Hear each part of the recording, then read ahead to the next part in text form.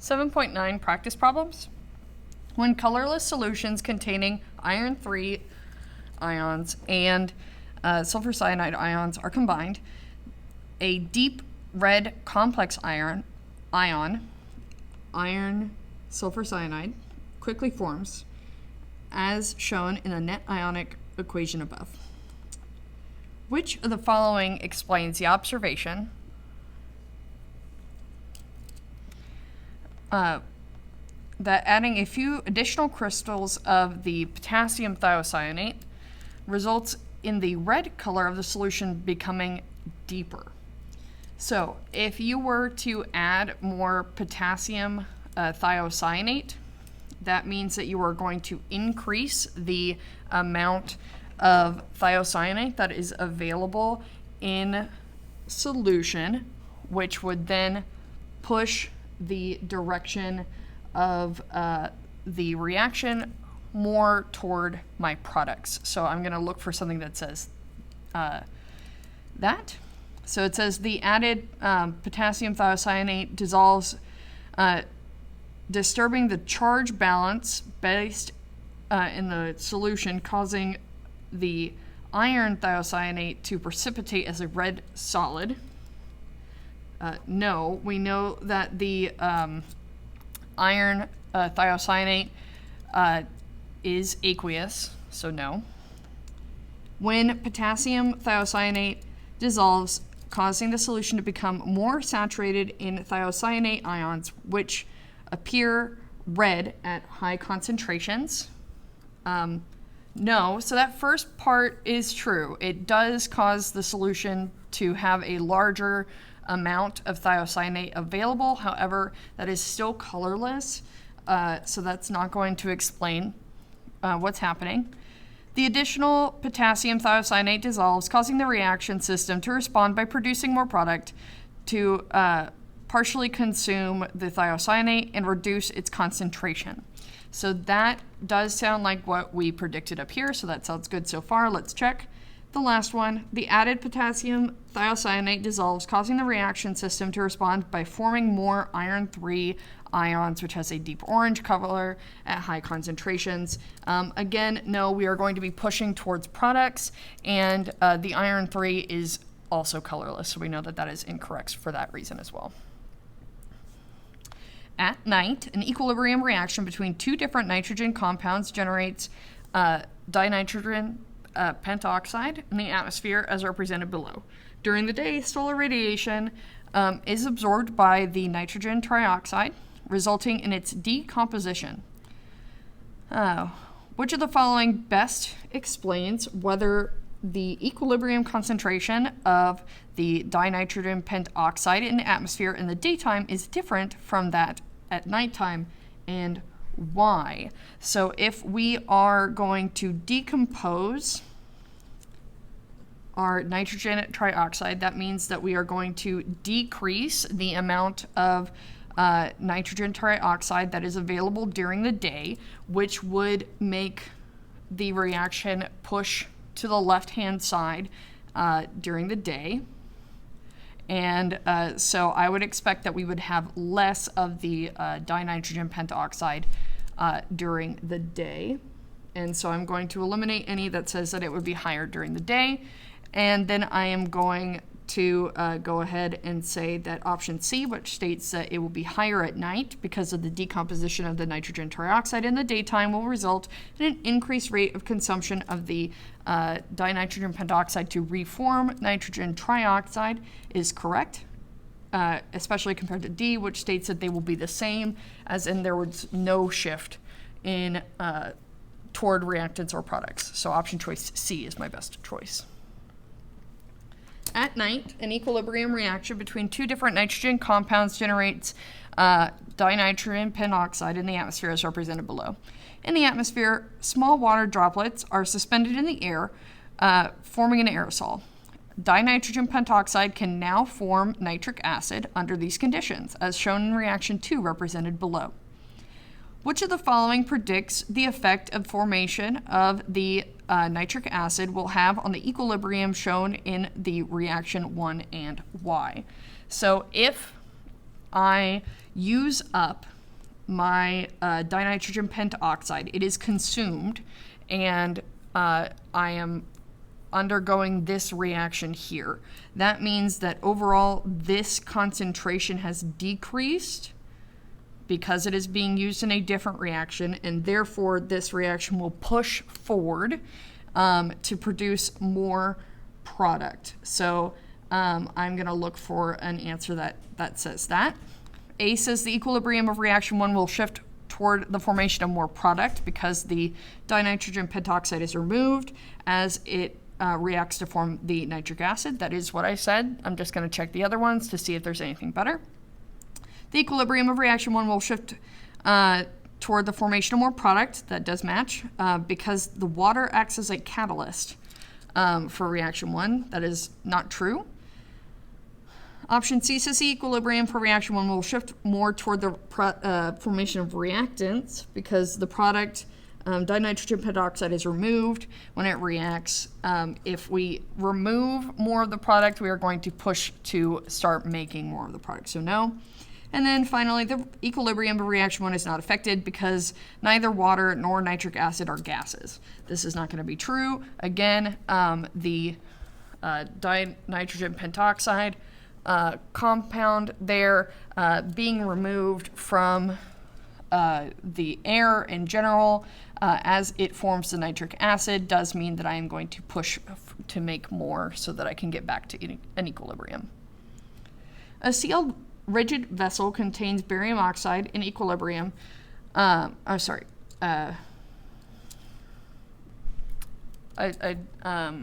should have said that the sealed rigid container contains barium peroxide, my apologies, in equilibrium with barium oxide and oxygen as represented by the equation above. Which of the following changes will increase the amount of the barium peroxide in the vessel? So if I want us to shift back to the left, I'm going to look for situations that would help me do so. So I can see that the delta H for this reaction is positive here. And so if I were to see this reaction, this is going to be endothermic. We have an overall gain of our enthalpy there. And so that means that it needs energy in order to proceed.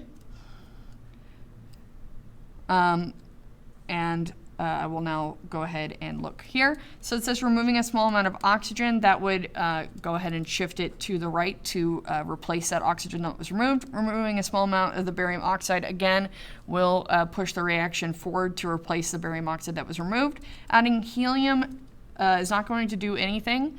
Helium is not going to react at all. And then finally, we have lowering the temperature. Again, since the delta H is positive, this is an endothermic reaction, which means that we do need energy in order for this reaction to proceed forward. And so if we lower the temperature, we're lowering the amount of energy that we have to go forward in the reaction, and therefore we are going to have a more favorable reverse reaction. So option choice D. The reaction system represented above is at equilibrium. Which of the following will decrease the amount of calcium oxide in the system? So I see that we have calcium carbonate decomposing into calcium oxide and carbon dioxide, and I see that the delta H is positive, which means that this forward reaction is endothermic, which means it does need energy or heat in order to proceed to the right. Increasing the volume of the reaction vessel is not going to change the equilibrium constant. Lowering the temperature of the system does mean that I have less energy to go ahead and go through the forward version of the reaction, and therefore I'm going to be able to have more of the reverse reaction. So this sounds good so far. Removing some carbon dioxide at a constant temperature. If I lower the amount of carbon dioxide, I'm going to push to replace it. Removing some calcium carbonate at a constant temperature does mean that I would push back to replace it. So both of these are going to cause a decrease in the overall concentration of the calcium oxide. However, I am going to be choosing that the lowering the temperature of the system would be a better option for changing the amount of calcium oxide, since I do have my delta H present, and I can see that the overall system is endothermic. And so if I really change that temperature and stuff, I'm removing the thing that allows the forward reaction to take place. And so I would really be cutting it off at the knees there and decreasing my amount of calcium oxide a lot more effectively. Ammonia was synthesized at 200 degrees Celsius in the presence of powdered osmium catalyst, leading to the equilibrium system represented above. Which of the following changes would result in more ammonia in the mixture after equilibrium was re-established? So I want to push forward the reaction.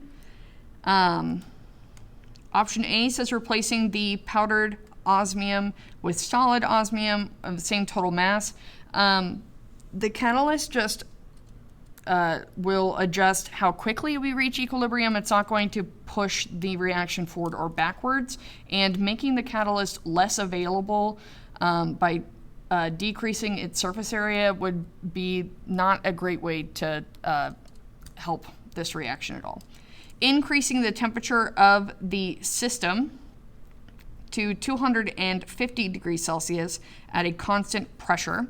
So we do see that our delta H is less than 0, which does mean that this is exothermic, and that would mean that I am releasing energy. So increasing the temperature is not going to help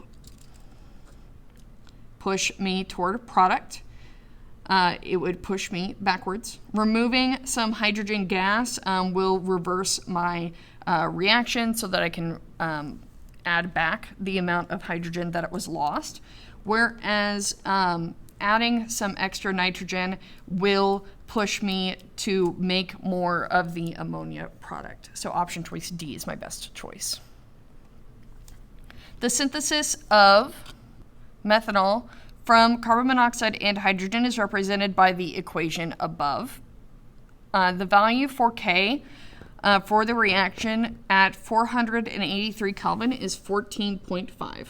Which of the following explains the effect on the equilibrium constant K when the temperature of the reaction system is increased to 650 Kelvin? So my delta H here is less than 0, meaning that it is negative, so this is exothermic. So if I were to increase the heat from 483 to 650, I would have a stronger push back toward my reactants. And therefore, since K is my concentration of my products over my concentration of my reactants, I will have a decrease in my K because I will have less products and more reactants. So I'm going to look for something that matches there. Option A says K will increase because the activation energy of the forward reaction increases more than that of the reverse reaction. The activation energy is not affected here. No. B is that K will increase because there are more reactant molecules than product molecules. So this does identify that my reactant is going to get, I'm going to push in the reverse reaction, but it mathematically misidentifies what K would do. So again, we have products over reactants here, and so if I increase the amount of reactants compared to that of products, my K is going to get smaller, not larger. Option C says K will decrease because the reaction is exothermic.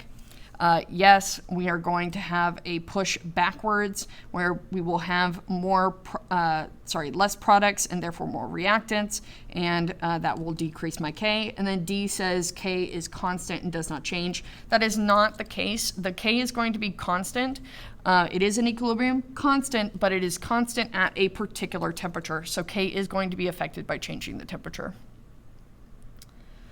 For which of the equilibrium systems represented below will the amount of products at equilibrium increase if the volume of the reaction vessel is decreased at a constant temperature? So if we are looking to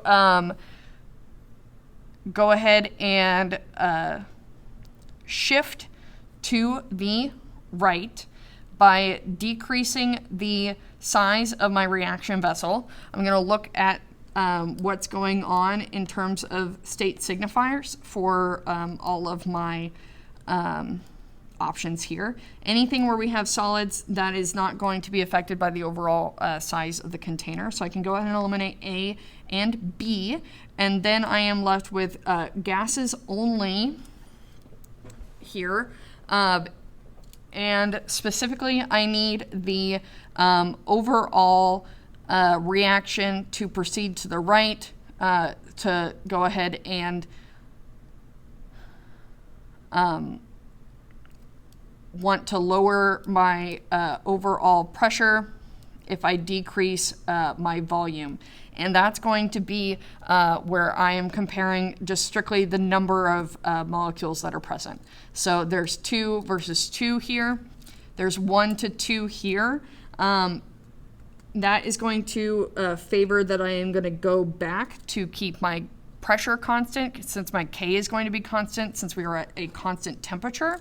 However, E, I have 2 to 1 here, and if I have my K constant, I am going to go ahead and shift more toward products in order to have my overall K sub P be equal at that same temperature. So option choice E. Considering the equilibrium equation above, which of the following changes will increase the concentration of the mercury iodide complex? So I want more of this. I want that to increase there, and that means that I need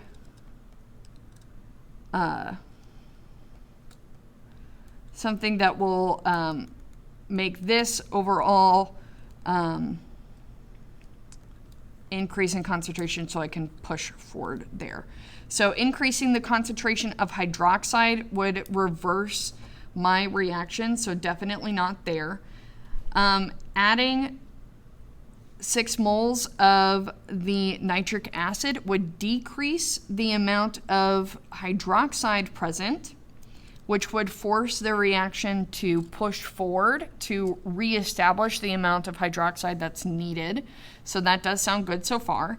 Increasing the mass of the mercury to oxide present is not necessarily going to change my concentration here, as I am already at equilibrium and we don't know what the amounts of each of these were to begin with. So that's not a great thing. Increasing the temperature, we don't have delta H information, so that's not great. And then adding a catalyst isn't going to change the concentrations. Instead, it will just push the reaction toward equilibrium faster. So option choice B, where I am consuming the hydroxide there and therefore pushing the reaction more toward the right. And since the hydroxide was the thing that was consumed, not the mercury iodide complex, that concentration will increase. Since I didn't remove any of this, I just removed this, and we will get more of the mercury iodide complex present. Which of the following changes alone would cause a decrease in the value of K for the reaction represented above? So I am going to note that we have delta H information here, and I see that it is exothermic, and so that means that this is going to be hot on the left-hand side. And so if I were to I wanted to decrease the value of K. Remember that K is equal to the concentrations of my products over the concentration of my reactants here. If I wanted to decrease K, I want P to go down. I want my products to go down. I want to shift to the left. So if I increase my temperature, then I am going to shift to the left. That is option choice B. Decreasing the volume of the reaction vessel is going to shift me to the right just because I have 3 molecules on the left and 2 on the right. Increasing the volume of the reaction vessel is not going to particularly help me, and adding a catalyst just gets me to equilibrium faster. It doesn't actually cause my concentrations to change. So option choice B, increasing the temperature, since this is an exothermic reaction, is going to be my best choice. After the equilibrium represented above is established, some pure oxygen is injected into the reaction vessel at a constant temperature. After equilibrium is reestablished, which of the following has a lower value compared to its value of its original equilibrium? And so here I have increased my amount of oxygen, and so I'm going to be pushing to the left. That means I will have consumed more of the sulfur dioxide, and I will have increased my amount of sulfur trioxide. And since my K is products over reactants, my K should be lower. So my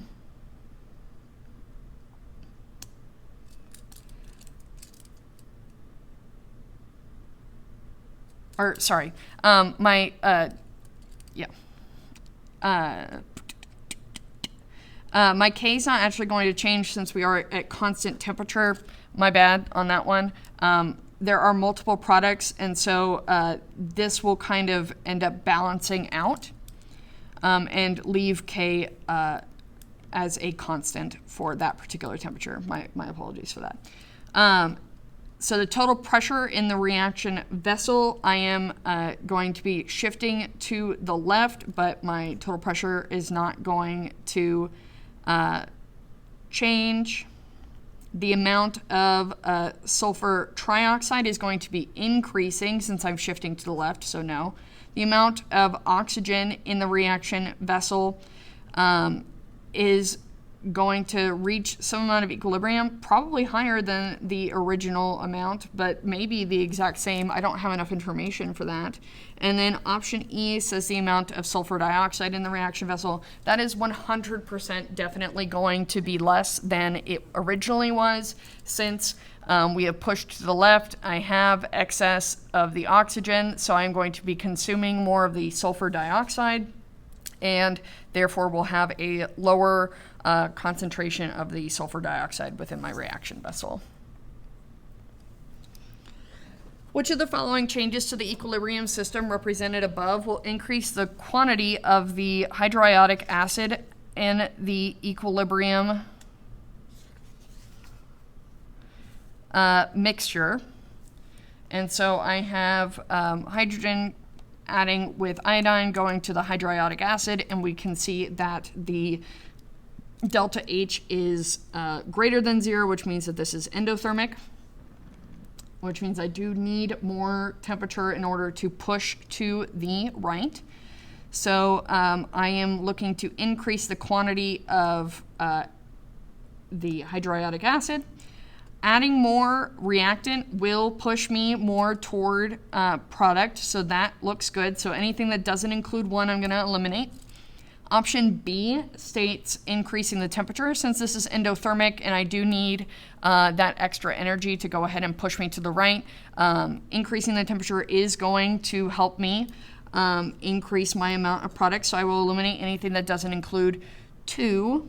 And then decreasing the pressure, that's not going to help me. Again, I have 2 molecules here and 2 here, so just 1 and 2 are going to be the things that will help me to increase the amount of hydriodic acid in the equilibrium mixture. Hydrogen gas and nitrogen gas were placed in a rigid vessel and allowed to reach equilibrium in the presence of a catalyst according to the following equation. More ammonia gas is added to the system at time t, while the temperature is held constant. Which of the following will most likely occur?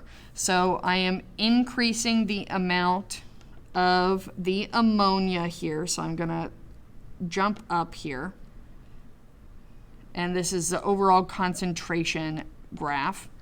Okay, so I have increased the concentration of ammonia. If I increase my concentration of ammonia, I'm going to push back my reaction to produce more of my reactants. So I am eventually going to come back down, whereas my nitrogen and hydrogen values are going to come back up. So I will look there. The value of the equilibrium constant will increase or decrease. Those are both going to be not true as the temperature is held the same, so K should be equal. The total pressure of the container will decrease. No.